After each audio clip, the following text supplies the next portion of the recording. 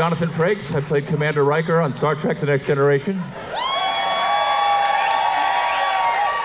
Or if you happen to watch Picard, Captain Riker.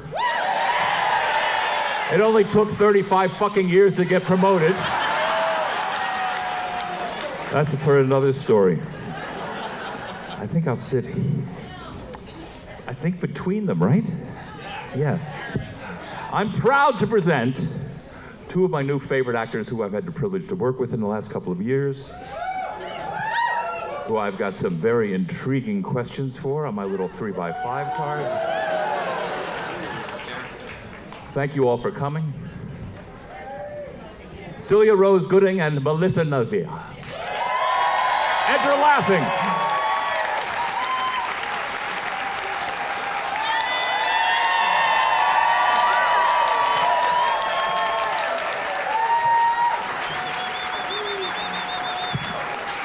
Hello, everyone. Good afternoon. See, they love you guys. For now. Because you're on the show everybody likes. Yeah. Whoa! Whoa, too soon? No, I mean, not for me. Hi, guys. Hello. I'm so excited we're doing this. I am glad to be with you both. I'm turned in as if I'm asking the question. I was I'm gonna gonna say. turn back. Should I go back? Should I go Right. deep? Yeah, no, you're good No, there. you're doing great. Yeah. We want to go straight across or no? We can. Yeah, Isn't no, I this think, better? yeah, I want to first be able to time see I do it, y'all. Yeah. Yeah, How's boom. that? Somebody All got right. that. Thank you. I like that. I should open with that. You guys are the, I mean, name drop. When I was auditioning for the show, I auditioned 7 times. And the last 3 or 4 times were in Gene Roddenberry's office. Wow. And in Roddenberry's office, he said to me, in the future, there will be no sexism, there will be no racism, there will be no greed, and all of the children will know how to read. Yeah. And you guys are the greatest, well, the proudest representatives of the LGBTQ community in a way that makes me so happy and makes Roddenberry smile. Thank you.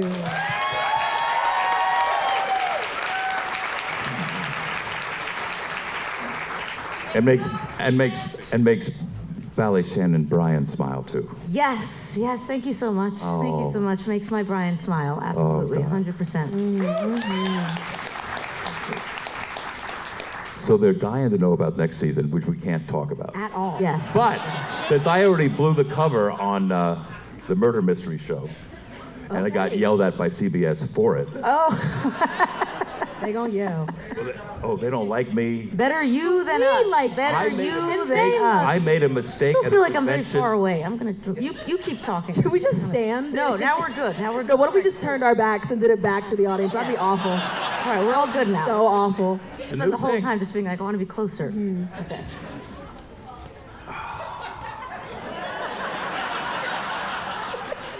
You too. You too. How do you feel this morning, by the way? After what?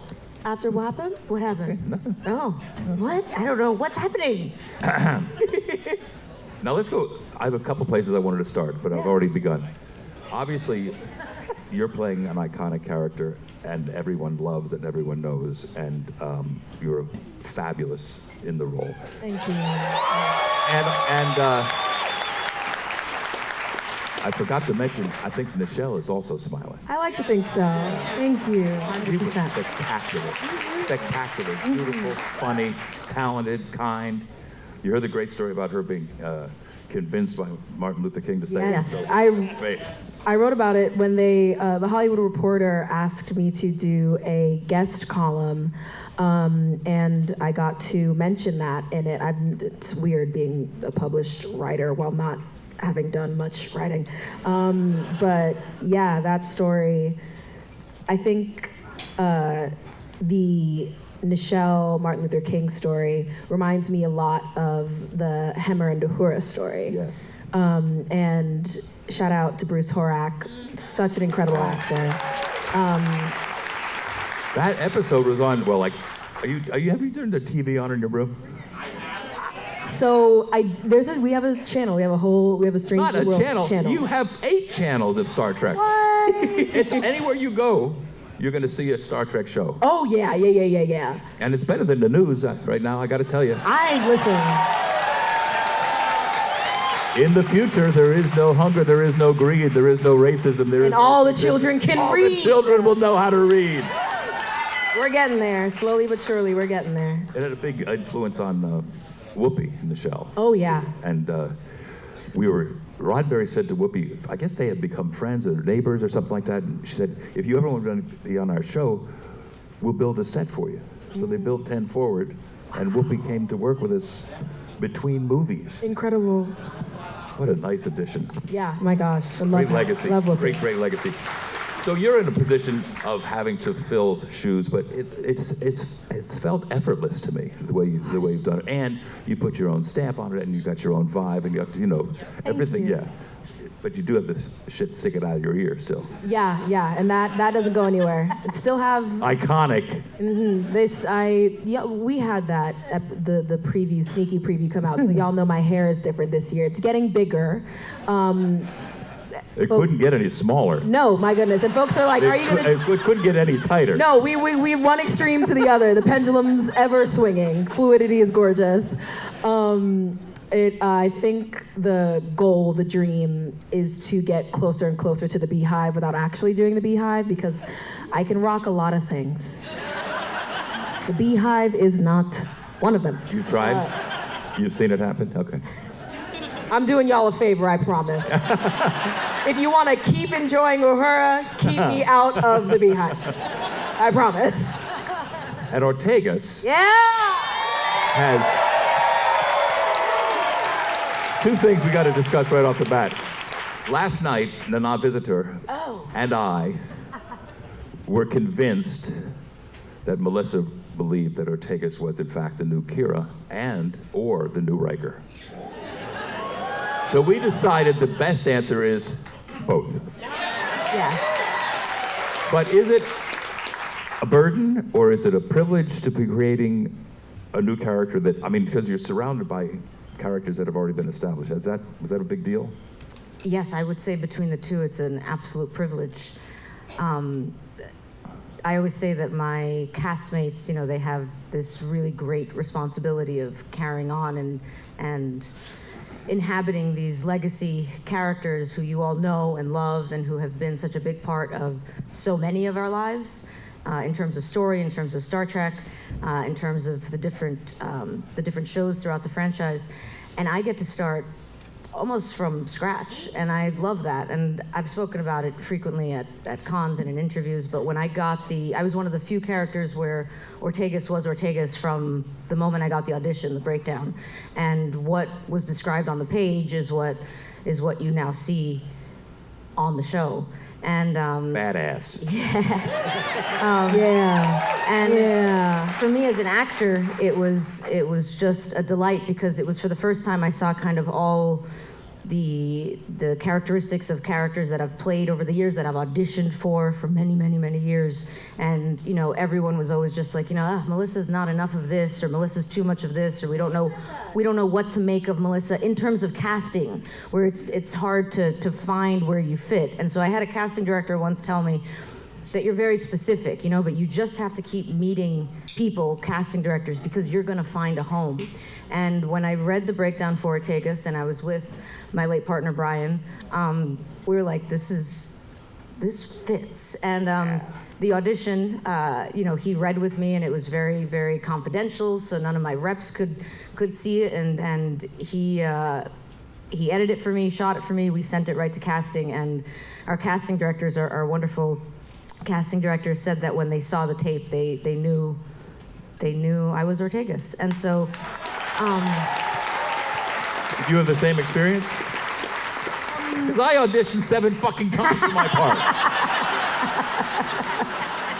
You waltzed into it off a tape? I waltzed into it, and then my callback was a really great conversation with our amazing showrunners, Henry and Akiva, and I had a second scene. We just had I was in the comfort of my apartment, Brian was chilling in the living room, I was hanging out, we had a chat about just life, and then my second scene was was Ortegas' scene with Uhura when we prank you, right, with the Yes, there you go. Thank you. So no, it was actually quite delightful. Yeah. What about the haircut? Oh, so the haircut. So everyone always loves asking about the haircut. So the haircut was actually a haircut that I had tried myself like a few months before Star Trek came into my world in terms of being on the show. And at the time I had a rep who he was just like, that's a lot. Could you maybe just go back to the Pixie and we can, try to find you a job? And I was like, all right. Little did he know. The and Pixie may have been holding you back. And so then when I auditioned as Ortegas, I had, my regular wonderful short hair, which I love, and I'll get back to that in a moment when we talk about Isn't your hair naturally silver? So it is at this point. We have a lot to talk about, guys. I don't think we have. Sorry. Got a lot of dish. But essentially what happened was producers and our hair department, they showed me their ideas for haircuts, and a lot of them were kind of in that ballpark, and they were just like, Say ballpark? Bad. It's great. Dad joke. Bad. Dad joke. But what ended up happening was just like I wanted to go kind of the extreme, and they were like, if it's too much for Melissa, we're cool. Like they've always been just very much what does the actor want to make the character, feel real and organic. And I was just like, no, I was like, we're gonna go all the way. And I talk about Brian a lot for good reason, but he was the one who was just like, when he looked at it, he was like, that's it. He's like, that's like a hero. That's an action figure. Like that's your haircut. Yeah. And so in the end, it was my choice, and everybody was with me on it. And and there we go. And I'm gonna get my hair cut in a few days again. I know. So. It's a great cut. So tell me. Similar experience, truthfully. You didn't audition at all. No, I said, you know what? I want to do that. And they said, okay. No. That is not what happened. I lied. So my audition process was actually incredibly fast. I actually had to have my team had to send them out and say, hey, she can't get to Canada in 6 days after if you've told her she's booked the role. She needs more time.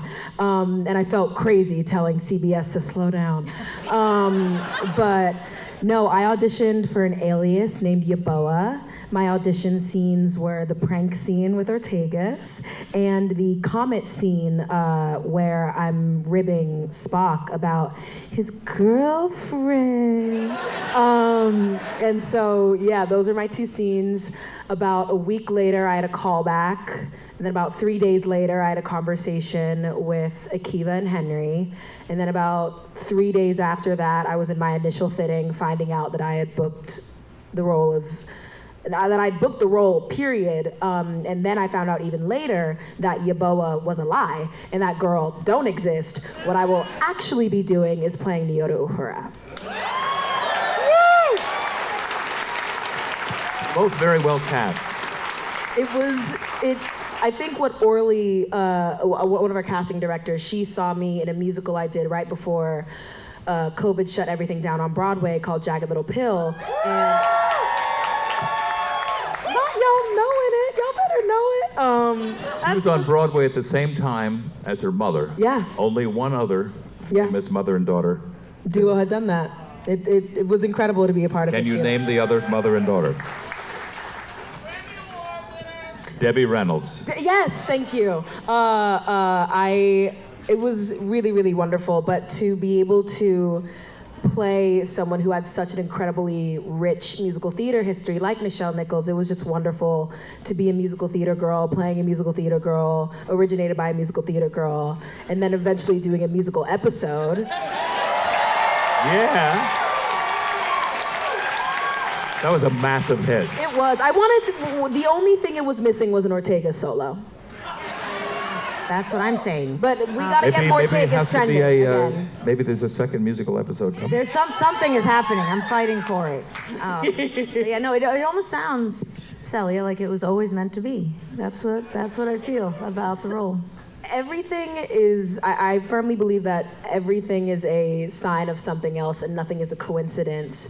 And I had a moment recently where I was reflecting on just like how Star Trek came in my life. My sister, my younger sister, who has a linguistics degree, in high school did a cosplay of Nyota Uhura well before I was even into Star Trek for real. And yeah, so it's funny, my sister, like, I firmly believe that her, my father, my history, all of that came together, and this role found me at a really, really perfect time. Hear, hear. You guys. Now, it says here. You wrote it. Well, I did. But do I want to ask it? His second thoughts. Do you want to share the story about the fly that Ethan Peck pulled out of the air and brought over to scare the shit out of you? Oh my God. There we go. How do It's a you? little inside baseball. I do know some that? research. I do a little research. Ethan is a little trickster spirit, that man. So, oh my God. So the way our consoles are set up is that I am pretty separate from everybody else, but the person who is in my nearest eye line is Ethan. And so on those 13-hour bridge days, we're just giggling between the two of us. And one day, I'm very easily frightened, and people love frightening easily frightened people. It's fucked up. But he had a gross thing he did. He had a fly in his hand and was like, "Hey, check this out." And he opened his hand and something buzzes out, and I'm like, "Oh God, what is that?" Because we were doing like a high stakes day. It was a silly, stupid prank, and I We will see get none to of that. this at the helm. We No. see none of all of this happens with that. I just like talk to I thought Anthony. this happened in the makeup trailer or the hair trailer. Did he bring it over on the bridge? No, that was, oh God, maybe he's done this more than once, but it was a bridge day where he had something in his hand and He ninja'd it out of the air, I was Yes, told. no, and then brought it to you. it was, I think and it was scared a the fly. shit out of you. Because I don't like flying things, loud flying, it's a long thing. I'm gonna talk about Melissa because it's much cooler. So Melissa is somebody, talking about how you didn't notice that was happening at the helm. I cannot think of a more focused pretend Right? pilot than Melissa Navia. Right? Melissa, you will rarely see it, but that's a spoiler, never mind. Whoa. Yeah, LeVar Burton, yeah, okay. good focus up front. But Melissa has like You a don't play the football piano too much. stance. I do not play That's the thing. LeVar discovered that, Will discovered that. I work with Tig on the other show, and Tig was playing, I said, you can't play the piano like that on the board. Yeah, like the couple of times. you got to be that, specific about that shit, where it goes. The couple of times in season 1 and 2, which are the only seasons we will speak of, but where Ortegas is in the captain's Except for the chair. murder mystery. Yeah. But with a couple of times when Ortegas is in the captain's chair and I'm sitting there and we have one of our wonderful background actors sitting at the helm and I'm sitting there like just all tense, but I'm like, what are you doing? Why don't touch that? That's not the one to touch. But I'm also like very nice, so I'm like not saying anything and I'm like, is anyone noticing? But nobody's noticing. I'm the only one who's noticing, so I get very like, yeah. Wasn't that your like first thought on set? Was like everyone was like, wow, because our first day was a bridge day, and everyone was like, wow, the gumdrop buttons. Yeah. And Melissa, what was your like? I remember, I love when you say this. What was your first thought? Yeah, I was like, this is it. We're not playing around. I went back to my chair and Googled, how do you fly a starship? Because Of course you did. nobody seemed to. No, it wasn't like top on anyone's priority list when we walked out there, because everything on their priority list was, let's shoot an amazing, first bridge scene. But I was just like, what am I doing? And John Van Sitters from our world of Star Trek, who he might be out there, he's fantastic. He really helped me, and we zoomed together, and I think he got a kick out of how much I was just like, how do I fly? What am I doing? And we quoted you when you were like, if you... Red alert! if you were like, if it's real to you, it'll be real to the fans. Yeah. So that has always been my guiding principle. And my Brian, again, who was with me for all of the filming of season 1, I remember still going back that first day and telling him, kind of like, ha ha hee hee. I'm like, nobody's really telling me what to do. And he's like, you got to figure this out because the fans are gonna know. And so And so that was a real driving force where I was like, I got to email someone. I don't know who to email, but so things were put in play. But a lot of it, when I'm on the bridge, it has to be real to us, because as soon as it's not, then we might as well go home. Yeah. And there's also an element where I'm always, as actors, we can multitask. There's a lot of things going on at once. We're a bit mad in the head. But I'm always thinking about you guys and the fans. And after that first season, when people were saying that it felt in many ways like Ortegas was also kind of the audience on the bridge, where she was saying things that you guys were thinking. That had never occurred to me while we were filming. And so that was one of those beautiful things where I'm just like, we're half of the Star Trek fandom, or the franchise rather, and you guys make up the other 50% of why this world is so wonderful and so life affirming. So thank you guys for shedding light on what we do. And you're very specific at your station as well. Yeah, But don't you just have to turn that shit on and off? No, I mean, there's more to it. There is more to it. I was kidding. You can't kid around us, Jonathan. We're New Yorkers. We don't play Wow. around. Wow. No, I did make one really sweet error, and that was make the red alert button as far away from my console as possible. And while our costumes are great, if you scooch a little bit, the back comes up, and then you have to stop the shot, and you gotta adjust the skirt. And actually, at first, my brain was like, Celia, now every time you do red alert, you gotta, and someone who worked in Navy submarines let me know that the red alert button is actually, it is purposefully very, very difficult and far away so that you don't accidentally set it off. So basically, I'm a part of the Navy, and I knew that the whole time. Nice. Yeah, like one of the coolest things for me, I'm sure you get it a lot as well, is like when we hear from, members of the military, veterans, active soldiers, active duty soldiers who come to us. I hear a lot from pilots, which is wonderful. People who want to become pilots, people who are pilots. Aren't you getting your pilot's license? We'll talk She about was that later. going up with Dorn. But yes, but She but was. when we I hear know, from I them, heard. and they're just like, you make it all real. Like that's exactly what we experience when we're out there. Like you remind me of my buddy that I used to be with, and it just makes it like we're really tapping into. Because we take this seriously. I have one job, You got one job. Now, did you not have a minor in psychology? Okay, my college experience, funny. Okay. What else is on that card? I think you got lore up in there. I actually really like this job now. I just found more shit out about you guys. I knew it. Careful. Tour with the two of you. I would do like a traveling. So for the 1 year that I went to college, I did do a minor in psychology. I think the actor in me, the person who deeply craves understanding, psych was, if I couldn't, God forbid something happened and I couldn't be a performer anymore and I still wanted to continue living, I would want to be a psychologist. I was a psychiatry major as well. It's the actor. That's part of us. I think it's really good. It's helpful to. I'm glad it worked out for us. My God.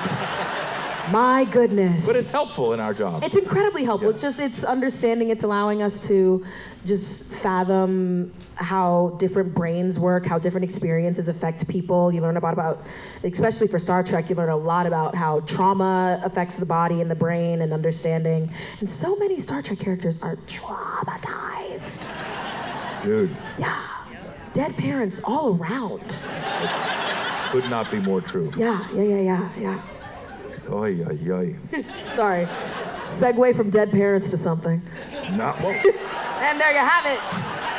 That was the episode. You were seeing dead. Yeah, in the musical episode and in the shuttle episode and let's move on. Sorry, I want to keep my job. CBS people are here today. Let's talk. No. Tell me about Bundle of Sticks. Oh my goodness! Look at you. You're very impressive, Jonathan. You're very impressive. If you guys were at set a high bar. If you guys were on the deck at our introductions, I mentioned that my brother-in-law, who is here with me on this wonderful few days, he was on the Star Trek cruise with my sister back in 2020. So that was, right? That would have been February 2020 or February, March. But I had booked The COVID tour. Yeah. But I had booked my first off-Broadway play, and at the time I had a rep in LA who like lost his mind, and he was like, "What are you doing?" He's like, "You're trying to be in TV and film. Why are you doing what?" And I was just like, "Yes, I know, but I also have to feed my soul as an actor." And it was a really beautiful play, and it was at a theater called Intar, and they specifically focus and champion Latin playwrights and Latin stories. And my background is my family's Colombian, and so.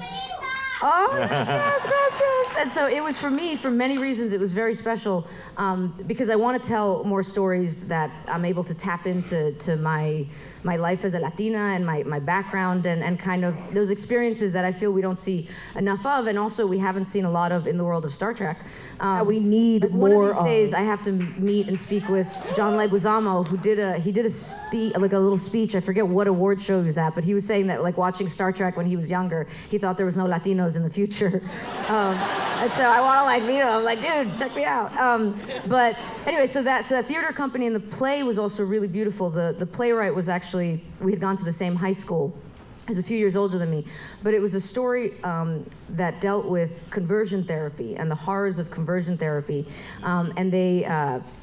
Instead of using men in the roles, they wanted to do a female and non-binary cast, and it was so beautiful. And he said that after a number of readings, he felt like it was so harsh what they were discussing in terms of conversion therapy that it worked better. It also had magical realism elements, and it was just such a beautiful play. And it was so interesting that when COVID, officially hit and we went into lockdown, that like my reality had been the world of that play, where we and it ends on a really beautiful note. It's also a bit of a dark comedy, where so much of life, right? So much of life is darkness, but if you don't laugh at it, you're gonna go crazy, and I sure know that, and I know a lot of you guys all know that. So it was for me, I was beyond happy that I chose to do it. And it was an example too of like, when people are telling you not to do something, you sometimes have to follow your heart, and good things will come of it, And so that was, right before Star Trek, it was Bundle of Sticks, the world was ending, and Star Trek. So here we are. Were we on Broadway at the same time doing different shows? We might have been, and our show got shut down. Did your show get shut down with the pandemic? Did. Yeah, our show got shut down when Broadway got shut down, everybody, and I remember the last day, and we were on Broadway at the same time in different shows. Yes, and Brian was running out to the city because he found out it was going to be the last show. He saw it like 4 or 5 times, and it was a crazy time in New York City, and I know all over the world. But yeah, theater. I love theater. I started in that as a kid, and I will come back to it one of these days. Same. Now, did Jagged Little Pill start at the Loeb? Or does it go? It started at ART. But wasn't that at the Loeb Drama Center in Cambridge? Is that what the ART was called? Probably. Yeah. I don't be knowing. I just show up and read the words and go to bed. I don't. You're not that guy, hit it and spit it kind of actor? Sure. Boom. Yeah, so it was at the Loeb in Cambridge. ART. I got to skip my last trimester of senior year of high school so that I could go lead a Broadway show. You've had a rough professional life, baby. It's been so hard for me. I know. And she is a baby. She is a baby. Yeah, I turned 25 on Saturday, and to think that in just 2 years, when season 6 comes out, I would have been working for a decade. And it is not lost on me how incredibly privileged I am. And it's like Melissa said, theater is a soul feeder as an artist. If you want to really push yourself, really just find depths of your gift that you had never seen before, theater is where you want to go do that. And we were lucky enough to bring a little theater into Trek. And were we ever? Yeah, and I think even the episodes that you direct have a very theater aspect to them. They're very theatrical. A lot of theater actors, and they appreciate, I think, actors appreciate a director who was an actor, who speaks a little bit of actor. Oh, totally. Frakes is a great director. Yeah. Thank you very much.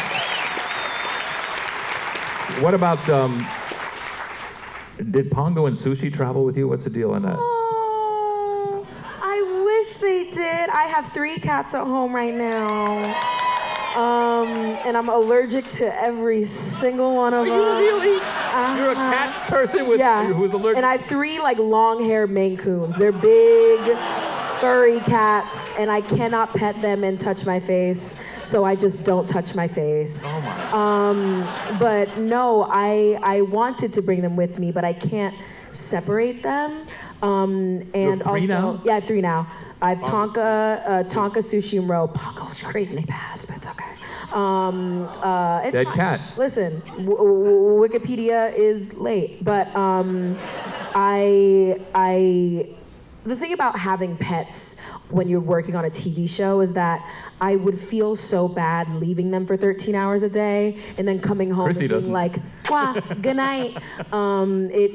So if I were to have an animal, I think it would be a fish.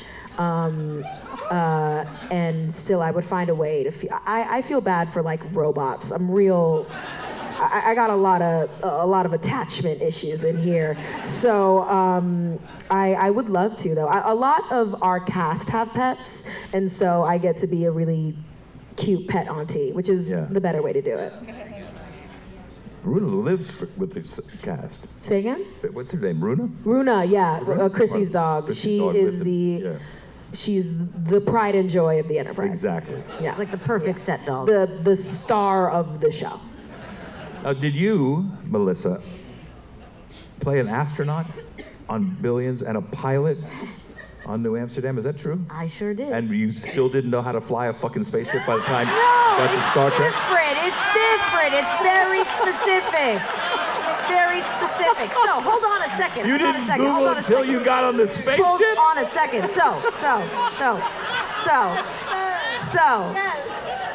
I have been, and I happily, and if this continues forever, I'm absolutely fine with it. But I get typecast as pilots and astronauts and soldiers. That's me, and I'm like, cool. And in terms of the Billions role, she was an astronaut. I don't know if anyone's seen it, but she's an astronaut who is trying to get on the mission to Mars. And so the whole episode is she's being basically evaluated psychologically to see if she's fit for this mission, because she's never really going to come back to Earth. And the funny thing is that, I mean, there's a whole story there. We will not get into it at some point in retrospective. I will, but another like step in my acting career where I had originally been up for a bigger role on the show, and it didn't work out. I lost out on it. It was totally meant to be. The person who got it was the right person for that role. And then this role came up as the astronaut, and it was perfect, and I loved it. And then looking back on it, they were going to bring me back for like an episode in an upcoming season. It didn't work out because of scheduling and this, that, and the other thing. And it really kind of broke my heart as an actor. I lost my insurance because that's the world we live in. And then now to be in the world of Star Trek and to look back at that episode and find out that throughout the whole episode, my character, her name was Elena Gabriel, all she does is she's quoting Star Trek the whole episode. And it's a little bit of a spoiler, but at this point, if you haven't seen the season, it's okay. But she doesn't actually get to go on that mission to Mars. So for me, in my head, I'm just like, cool. I'm like, forget Mars. We're gonna be at the helm of the Enterprise. And then New Amsterdam was my first role right out of the pandemic. So I mean, Star Trek was my first big role, but there was out of the pandemic. But New Amsterdam was a co-star role. And some people told me, oh, don't take it because it's a smaller role. But I was like, what are you talking about? I said, it's the first thing back from the pandemic. It shoots in New York, which I was really happy about because it's a show. New Amsterdam was casting a lot of co-star, guest star roles out of New York, which as a New Yorker, we always love that. And it's the crew members get to work. And I was like, I would love to be on a show that shoots in my hometown. And it was the role of a pilot. And I'm like, it was integral to the storyline. And what happens is there's a plane crash. And but there's a whole, again, watch that episode because I can't get into it right now. But she's injured, but she helps lead to the conclusion of the plot point. So I would say flying the Enterprise is a little bit different than what I did in those. But But yeah, I just love, for me, I'm just like pilots, astronauts, Starfleet. So it all just is a natural progression. It's so. very logical. It is very logical. It's very logical. And I am now legitimately getting my pilot's license. And when I speak to my new best friend, and I adore him so much, Michael Dorn, like I've flown with him. Literally, like actually have flown. Like I always say, like when I speak to people who are not pilots, like they make me afraid, and they're like, are you crazy? But then when you speak to people who are pilots, and like Michael, who have been flying for years, and astronauts, so I've spoken to a lot of them, and they're just like, it is the best thing in the world, and it gives me like a calm. And my goal in life is to be as like chill and wonderful and cool as Michael Dorn. I don't know if I'll reach it, but at least it's a goal. Oh, that's you might get there. That's hard though. I'm trying. I've been working that for 35 years. I used to play tennis with Michael, and one time. Yes, we both played tennis too. I love it. And I got home really late from tennis, and Jeannie said, "Where were you?" I said, "I went out with Michael after playing tennis to test fly an airplane." And she said, "You what?" And it was his Trinidad that he bought. But he was so cool even so then. So cool, like the coolest. So relaxed and so into it. Yeah, and it makes you feel relaxed. We have to play tennis. You play tennis? You still? I don't even, not very well. I used to play tennis. Well, I mean, I'm always looking for people to play tennis. I'll play tennis. Well, listen, we're about to live in another country for 6 months. Yeah. Back up. They have tennis Get some courts. tennis. I have 3 tennis rackets, so. I have none. Just saying. You better find an in-sword court. Have you been to... Toronto is frozen now. Oh yeah, right. it's. I'm really sad to leave. Leave you guys in the middle of Mexico to fly. Yeah, man. to go be in 2 feet of snow and wind chill of. But we're doing 90. it for you. Really. We are. Yeah. We are. Now, if my research is correct, I'm scared. this is done. I got the fly story out of the way. Okay, thank God. In a Sondheim celebration, you sang "I'm Still Here" from Follies. Did you participate in that? Was that your song? Isn't that about an old, tired hoofer who sings and... I can't remember. Yeah, sure. I'm still here. Yes. Yes, I did. Yes, I did. Sometimes it's mustard and beer, but I'm here. Pretzels and beer. No? Wow. Y'all, I don't remember it. I'm so sorry. You're 25 years old! I have lived every life I've ever lived. I feel 90 inside. I'm old. Celia, so I said Celia's a baby, but she's also an old soul, and she like is just. I've been on Earth for a long time. My God. A really long. And here's the thing, my brain is real small, and it's good. It's good at a few things: astrology, R&B music, and memorizing lines. Are you a quick study?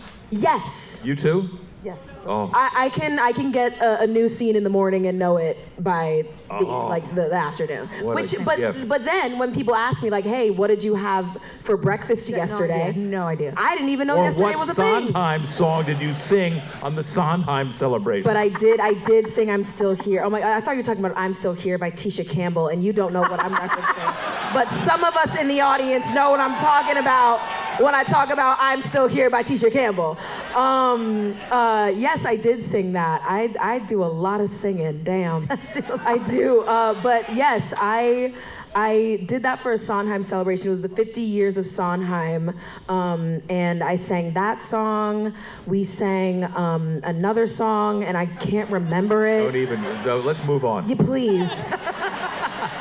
Now, in the spirit of Sean Hayes, do you listen to Smartless? You know what Smartless is? Yeah. I'm a big Smartless. It's a podcast, and he always asks his guests for embarrassing theater stories. I have one. And go. So I don't know how familiar y'all are with Jagged Little Pill, but it's the only show I've done on Broadway, so all my stories are from that show. And in the show, it's a very heavy show. It's not a child-friendly show, but there's a moment where a bunch of teens are getting together for a high school party, and we're drinking illegally. And there's a moment where me and a castmate, we take a sip from an empty flask. And we're like, haha, we're pretend drunk. And it's a really quiet song that's being sung. It's like, the song is called, oh God, the song is called Predator. It's a damn shame. But it's a really it's just of one vocal and a piano. And so we're taking a sip of this flask and I drop it. And it is the loudest thing in the world. It's an empty flask on a hard stage floor. So it's clang, clang, clang, clang. And then I run to go get it, kick it, and it clang, clang, clang, clang, clang into the audience. And I think we were in the middle of preview, so we just cut the flask. They were like, Celia's a lost cause. Just cut the flask, do something else. And I think it was so bad that they cut the entrance. I wasn't even a part of that. We didn't enter at that time anymore. I fucked up publicly in front of many people. It was devastating. I have so many embarrassing stories. I ducked during my first shot of Star Trek Strange. It's a whole thing. Go ahead. Okay. Bury the lead here. Sorry. So life is crazy. Star Trek was my first TV show, and I had never been in front of a camera in a production like that before. And so our first day on set, you remember this, of a first day on set, there's a shot. It's right before that moment where I go, cool, and they have this camera coming in really, really, really, really fast. Yeah. We do that. And on the crane. Yes, on the crane. And because I am 20 at the time and I'd never been in front of a camera like that before, I was afraid of flying objects. And deathly afraid of flying things. I don't like birds, I don't like flies. And I didn't like this camera at the time. And so it comes at me really, really fast. It's fast. And I duck. And I don't know if y'all are familiar with how TV works, but in order for a shot to work, you have to be in frame. And I was like, guys, I'm in a room of professionals and I'm scared the camera's gonna hit me. And yeah, so I duck out of the shot and they go, hey, Celia, you can't do that. But it was really sweet. Everyone was a really good sport about it. Were you saying they were laughing with you or at you? I think they were in order to sleep at night, I have to say they were laughing with me. Okay, good. That's not what I heard, but that's okay. And you know what? What you heard and what I heard will be different. And so, yeah, I think it was the first day on set. It was such a good icebreaker because I was such a shaking, nervous person. I just wanted to do a good job. And so to fuck up so quickly, it left me feeling like, oh, okay, this is a place where I can make mistakes and we can go again. So true. Because I'm so used to theater where it's the first time you do it is the only time you're doing it. And so the fact that we were got the whole flask thing out of the way during previews. Yeah. And that still haunts me. And there's always time for another take. Yes, and maybe the camera would have hit y'all. And you know what? They got it. Listen, you know how many takes I take to get a shot that I enjoy. You know I take a minute. But yeah, I ducked out of frame my first shot on Star Trek, and they didn't fire me. So I guess we did pretty good. You know why? You're still here. I'm still here. What do you got? So I was just running through a bunch of plays since I was a child, and I can think of. I mean, I also had I don't like glasses, chalices with potentially with water in it. I played, it's not so much funny, it was just a moment, but I was Festa the Jester in Twelfth Night in college. Oh my God, loved it. Yeah, one of my favorite roles ever. And it was a scene with a chalice, and it had more water in it than it should have, and so it spilled out, and I lost my mind on stage. Didn't lose my mind, professional, one job, but I just still remember that being I don't want ever to have a chalice with water on stage again. But in terms of a story, this is less funny and more I was just I want to do this for the rest of my life. So I played when I was in 5th grade. I was cast as Jesus in the Passion Play. And I distinctly remember. It wasn't the hair. Yeah. It wasn't the hair. My hair was actually slightly longer than in 5th grade, just a little bit. But I remember it was my first thing, and so I remember all the kids in middle school didn't like me because one of them had been hoping to get. They were Jesus. idiots. But there I was as Jesus in the Passion Play. And so the Passion Play is, the Last Supper and the crucifixion. And for some reason, I went to Catholic school. For some reason, they decided that it'd be a good idea to invite the pre-K, kindergarten, and 1st grade classes. So, Of course they did. And this was my first lead role ever, and I was just like, I am going to be the best Jesus they have ever seen. And my crucifixion was so convincing that when we were done,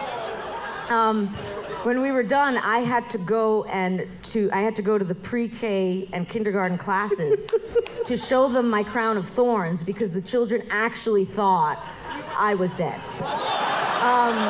And so that's acting. I will never that forget. good. I will never forget being there. And the crown of thorns was like legit. I mean, it was probably the best prop of the production because it was like for real. And I remember showing them and just having all these little faces just so happy to have me walk into the room. And I was just like, You had risen. It was the third day. Yeah, You had risen. You had risen. Very nice work. Easter. But that was for me, that was like a moment of like, I think I would like to do this for the rest of my life. This is great. I want to traumatize preschoolers. Yes. Yeah. For the All rest part of of the my job. life. Yes, yes. You know what time it is? It's time to take questions from the audience, which I completely forgot was part of my gig here. So We're having so much fun up here. open it up. There we go. One right here. Right here. All right. First, I have a question for Celia, but Melissa, Yes. I always have to say this. You are freaking Eric Ortegas. You fly the ship. Oh, thank you so much. Thank you, thank you, thank you. Yeah. So Celia, I have something of permission I'd like to ask you. Sure. It was your birthday a few Yeah. days ago. I have a birthday card for you. Oh, thank you. I'd like to give it to you I'll find you. I'll find you after. Absolutely. I would love that. Thank you so much. in honoring Michelle's legacy now that you have 3 seasons under your belt. If she were here, what do you think she would tell you? So a little fun fact about me is that I am very spiritual. I firmly believe that I talk to spirits all the time and they talk back to me. We confer, we chat, and I like to think she's funny. Honestly, on set, I feel her. She sits on the console, like sometimes in my eye line, and I'm like, girl, hi. I just maybe elsewhere can you be? She's funny. I think she would tell me to take my time, to take a deep breath, and to not take it too seriously. I think she would tell me to just have fun, and this character is bigger than the both of us. We represent an incredibly powerful community of Black women, and just to hold that, understand that, but don't let it drown me. I think that's what she would tell me to do. And if I can Great answer. Great question. Well done. Thank you. If I can say too, I've been with Celia when somebody's asked her, oh, did you ever get to meet Nichelle? And you did not. No, I didn't. No. But I'll see people. They'll be, oh, that's so sad, and I'm always just like, that's not sad. I'm like, she knows, and Celia knows, but Nichelle knows, and I really think that she's incredibly proud of you. I'll cry right now, thank you. I Incredibly, do too. incredibly. I'm with you. She knows, and you know she knows. Oh my God. Jumping. Yeah. Cadet Uhura's journey Yes. into becoming a Starfleet officer Yeah. was very poignant. And an integral part of that were the mentors. Spock, Hemmer. Can each of you speak to a moment where you were a mentor to somebody and said, wow, I did that for somebody? You go first. As like Melissa, As your, yeah. as myself. Yep. Ooh, that was a big one. Can we come back to this? When have I been a mentor? I mean, I look at my. Oh, why would I get emotional about this? But I look at my younger sister. So I have very, very close with my family. My dad and my mom are my whole world. My father was the first person to, show me the moon in a telescope, and he's a philosopher, and he instilled in me so much of who I am today. And I have 3 sisters, and we're all very, very close. But my younger sister, she's 10 years younger than me, and she is my best friend in the whole world. And she, when I look at her, I am so proud because I feel like she reminds me a lot, and Celia's like my onset little sister, but Celia reminds me a lot of Soraya reminds me of Celia, and that they teach me so much. And I always feel like such a baby with them. But when I see Soraya and I see just how amazing and artistic and talented and mature and kind and just a fantastic human being. I have a little bit of pride that I'm just like, she's 10 years younger. She's the coolest thing in the world. I feel like an old fart sometimes around her, but like we're best friends. And she, I'm incredibly proud of her. And I feel like if I've mentored anybody, I've mentored her. And when I see her, I'm like, you know, I've done something right. And she mentors me. So there you go. There you go. Beat that. Very nice.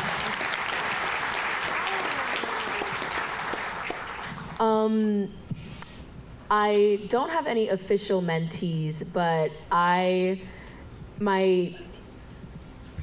one of the most important things to me is pouring back into my community. The Black queer community is integral to history, period, no matter where we are, no matter what we do. And there is no getting rid of us.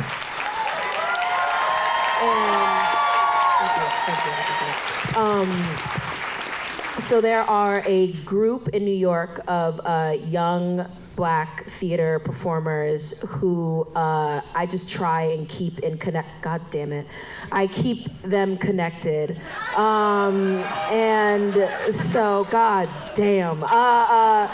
So yeah, I try my best to. I'm not gonna say it again, but I try my best to do that, and. I don't know, it's very important to me, especially right now, that everyone sees themselves somewhere beyond the mirror. Humans are pack-based animals. We are community-based creatures. We need each other to survive. Individualism will not save us. And so I try my best just to keep a group of these young women together, making sure that everyone has a reader for a scene, or that if someone needs like an extra ring light, or I try and make sure that we keep each other safe and held and visible, because I think that's a lot of what Star Trek does, is that we remind people that we will exist in the future, and there is a better future worth working towards. Hear, hear. Beautiful. I think we have time for one more. Yeah. Yeah, we have one more. We'll go to the back, right here. Oh, other side. Jess. Wait. Jess? No, the woman you're with. Oh, okay. Hi. Jess here? I can't. Are you Jess? I'm Joan. Hi, Joan. Hi, Jess. Apologies. I can't believe I'm doing this, actually. You're great. You're doing great. In front of people much. I love you, Jonathan. Oh. And good night, y'all. Thank you. 41 years ago, I just want you to know that your wife changed the lives of a lot of nursing students. Every day after work in the hospital, when we were in nursing school, we'd all run across the street to the dorm and turn General Hospital on and see Jeannie Francis. Yeehaw! And Jeannie has been on and off that show for 47 years. I know.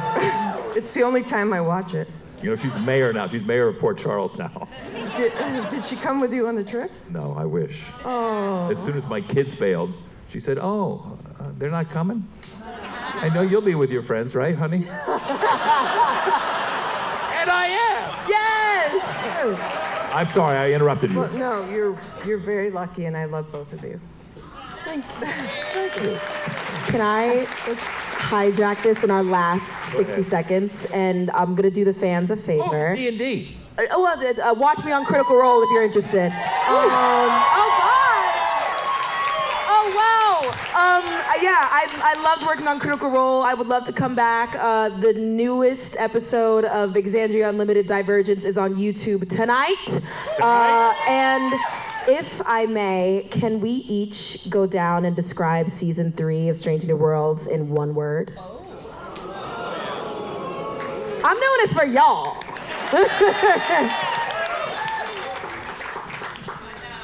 Fearless. I'm in such trouble. Frakes said fearless.